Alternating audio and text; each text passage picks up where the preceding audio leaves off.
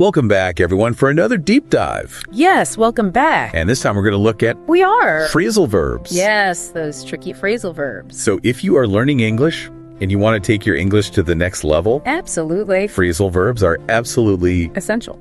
and sometimes they can be tricky. They really can be. But today we're going to unpack a few. Yes, unpack. And see if we can help you incorporate them into your daily vocabulary and really sound more like a native speaker. We're a native speaker, exactly. So let's start with bring up. Okay, bring up. Good one. So bring up has a couple of meanings. It does. One is to introduce a topic. Right. So, if you're at a meeting and you want to steer the conversation in a certain direction, you could say, well, I want to bring up the issue of, Exactly. and then whatever topic it is. Yeah. And this doesn't mean you're physically lifting anything. No. It's about introducing that topic into the conversation.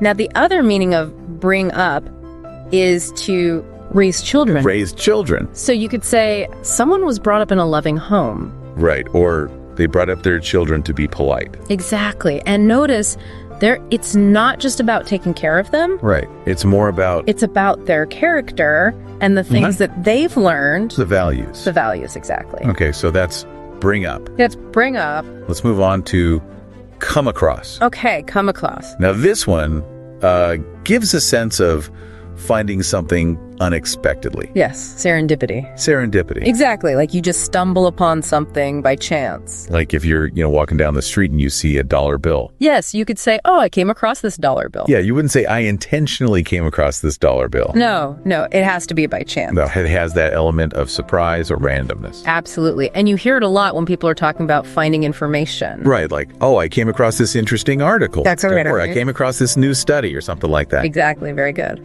Okay, now let's look at put off. Put off. Yeah, put off. This is a good one because this means to delay something. Delay or postpone. To postpone, yeah. So if you have a task you need to do, but you don't really want to do it, right, you might put it off. Exactly. You might say, I'm going to put off cleaning my room until tomorrow. Yeah, or I'm putting off going to the dentist as long as possible. Everyone does that.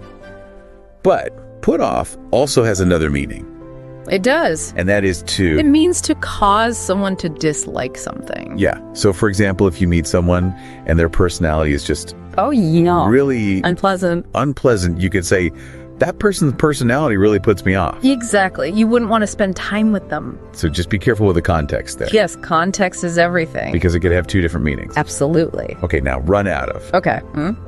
So this one is pretty straightforward, I think. It is. It means to have none left. Exactly, to be completely depleted of something. Like if you're baking a cake and you realize, oh no, I've run out of flour. Oh, the worst. Disaster. What do you do? Or like, we've run out of time. Yes, time's up. Or I've run out of patience. Yes, I've run out of patience with you. Don't run out of patience with me. I won't. Okay, so that's run out of. Okay. Now let's look at come apart. All right, come apart. So this means to break into pieces. Exactly, something's falling apart.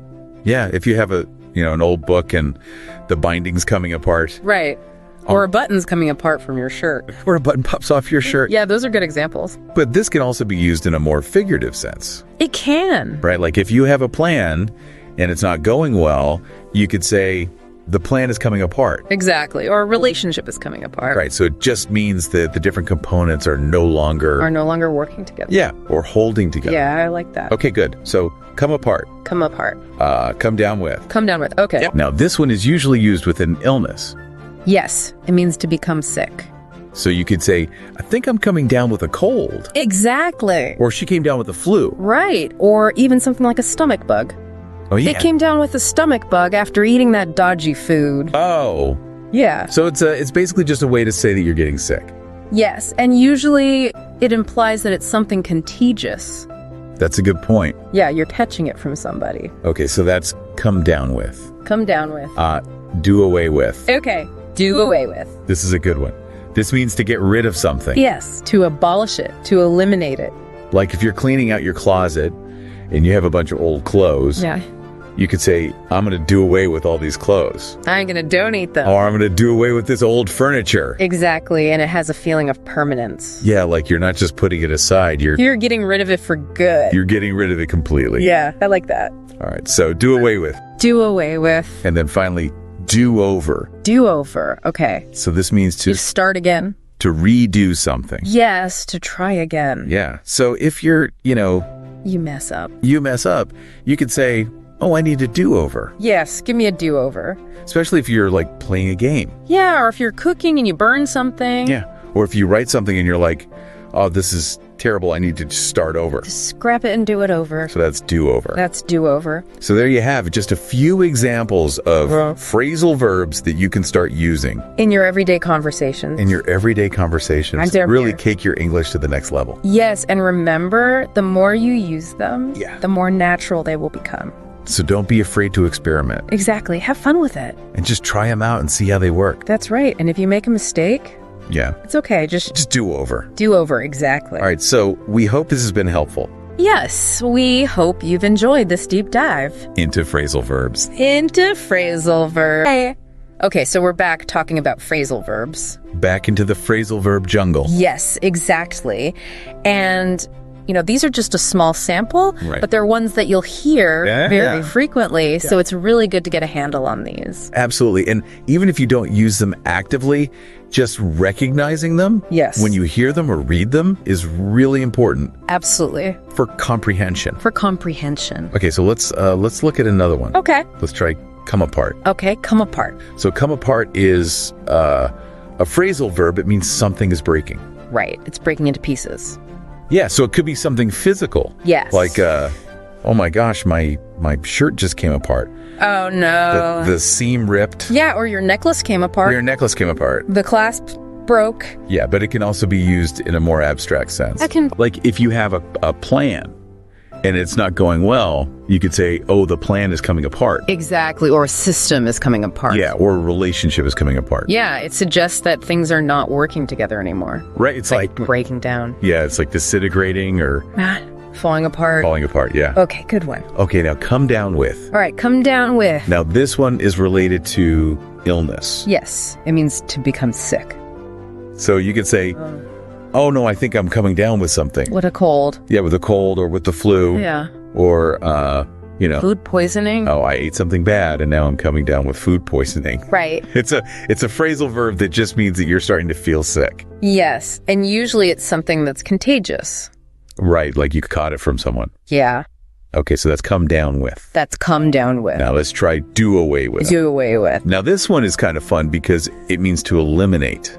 Yes, to get rid of something completely. So like imagine you're cleaning out your garage. Yeah. And you have all this stuff you don't need anymore. Right, all those boxes and you say, I'm going to do away with all this stuff. I'm going to get rid of it. I'm going to take it to the dump or donate it. Yeah. Yeah, but you're making a conscious decision to get rid of it. Absolutely, it's gone. It's gone. For good. Yeah. It's very satisfying. It is. So do away with. Now let's look at do over.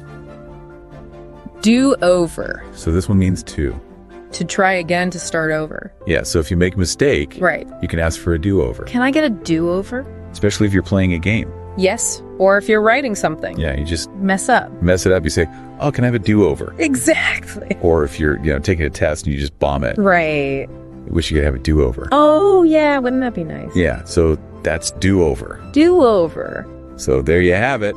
A few more phrasal verbs. To add to your repertoire. Yes. And we are back. Back again. More phrasal verbs? This time we're looking at bring up. Okay. Bring up. And bring up. As we mentioned before, can have a couple of different meanings. A couple of meanings, yes. So one meaning is to introduce a topic. Exactly. So if you're in a meeting and you want to talk about a specific issue. Right, like... I want to bring up the issue of the budget. Or declining sales. The new marketing plan or whatever it is. Yeah, you're introducing that topic into the conversation. Now, the other meaning of bring up is to raise children. You raise children, exactly. So you could say she was brought up in a very religious home. Right. Or he was brought up to respect his elders. Yeah. So it has that element of like values and beliefs. And kind of shaping. Yeah. The way someone is raised. Yeah. Yeah. It's a very important part of who we are. Absolutely. Okay. So that's bring up. Now, come across. Okay. Come across. Now, this one is all about finding something unexpectedly. Yes. It's that feeling of serendipity. It's serendipity. Exactly. Like you just stumble upon something by chance. So like imagine you're at a flea market. And you find this amazing antique. Yeah, this amazing antique that you've been looking for. What you've been searching for. Yeah. And you could say, oh my gosh, I can't believe I came across this. Exactly. Or you're doing research online and you find this article that's just perfect. Yeah, I came across this article. Exactly. It's exactly what I needed. Yeah, and there's always that element of surprise. Yes. Because you weren't expecting to find it. It wasn't intentional. Exactly. Okay, so that's come across. Come across. Next one, put off. Ah, yes, put off. The procrastinator's friend. The procrastinator's friend. Exactly. So put off means to delay something. To delay or postpone. To postpone usually something you don't want to do. Like, I'm going to put off doing my taxes. Until the last minute. Or I'm going to put off going to the gym. Yeah, we all do it. But put off can also have a different meaning. It can also mean to kind of turn someone off. Yeah, to make someone... make them dislike something. Dislike something or someone. Yeah, like if someone is being really rude, you might say, their behavior really puts me off. Yeah, I don't want to be around them. Exactly. It makes you not like them. Okay, so just be careful with the context there. Yes, context is key. Because it could have a couple of different meanings. Absolutely. Run out of. Okay, run out of. So this one is pretty self-explanatory. It is. It means to have none left. To have no more of something. So like, oh, I've run out of milk. Classic example. Or I've run out of time. Yeah, or I've run out of ideas. Yeah, it's that feeling of like depletion. Depletion, exactly. There's nothing left. Okay. And then finally we have do-over. All right, do-over. This is a fun one. This is a good one. Yeah, it means to start again, to try again. Especially if you messed up. If you made a mistake. Like, can I have a do-over? Give me a do-over. Yeah. And this is often used in games. Yeah, games or sports. Or even like in life in general. Yeah, if you make a mistake, you wish you could just... Oh, I wish I could do that over. Do it over, exactly. Okay, so there you have it. A few more phrasal verbs. Yes, and remember, these are just a few examples. Right. There are many, many more out there. Yeah, the best way to learn them is to just... keep practicing. Keep practicing. Listen to native speakers. Read books. Watch movies. And pay attention to how they use them. And don't be afraid to make mistakes. Yeah, the more you use them, the more natural they will become. Exactly, and the more confident you'll feel. So keep practicing and have fun with it. Absolutely. All right, that's it for this deep dive. Thanks for joining us. Into phrasal verbs, we hope you learned a few new ones. Yes, we did. And we'll see you next time for another deep dive. See you then. Bye. Bye. Bye. Thank you for joining us today on English Learning Podcast. I want to congratulate you for taking the time to improve your English. Every step counts, so keep moving forward and don't stop. If you enjoyed this content and want to learn more, make sure to subscribe and hit the like button so we can keep creating videos like this. Let us know in the comments what level of English you're at and what topics you'd like us to cover in the next episode.